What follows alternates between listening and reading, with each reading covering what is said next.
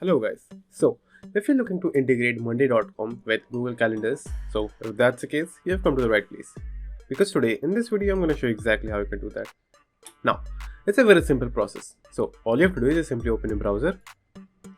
Then, if you have already made a board, just simply go inside that board. Now, firstly, what you have to do is just simply click on your profile or hover over it and click on this icon over here. You can also click on the profile, it will do the same thing. Now, over here, all you have to do is just simply click on integration. So over here, what you have to do is just simply click on integration. Then over here, you will find a lot of options. So what we are looking for is Google Calendars, which you will find at the bottom row.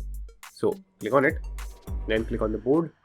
Now over here, you will find three type of options. So it is dependent upon the task that you want to mediate.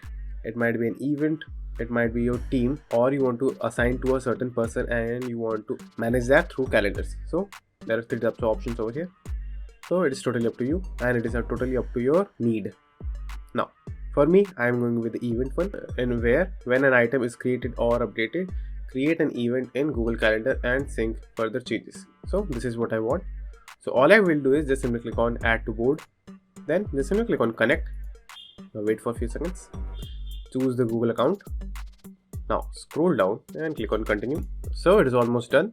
So just simply click on event and create an event if you want to, but I'm not going to do that. So I will just simply click on cancel and click on add to board.